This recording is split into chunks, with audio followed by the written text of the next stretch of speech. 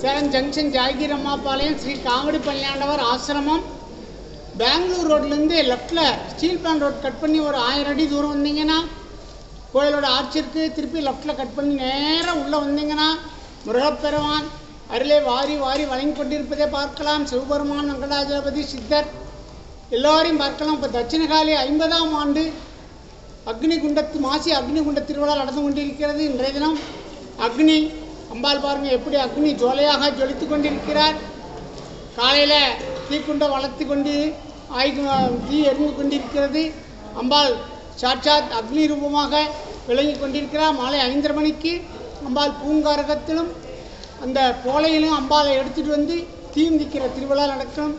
ஆண்களும் பெண்களும் குழந்தைகளும் மிக அமைதியாக ஆரவாரமின்றி மெதுவாக அவர்கள் வேண்டுதலை நிறைவேற்ற மெதுவாக நடந்து இந்த தீ மிதிப்பார்கள். வேறு எங்கேயும் இப்படி பார்க்க முடியாது.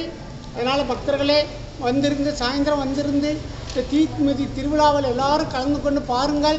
அம்பாள் உள்ளே பார்த்தீங்கன்னா அம்பாளுக்கு இன்றைக்கி குங்குமம் அக்னி காளி தங்க கவச அலங்காரம். அம்பாள் ஊஞ்சலிலே தட்சிணகாளி உற்சவரும் ஜெகன்மாதா தேவியும் ஜொலித்து கொண்டிருக்கிறாள்.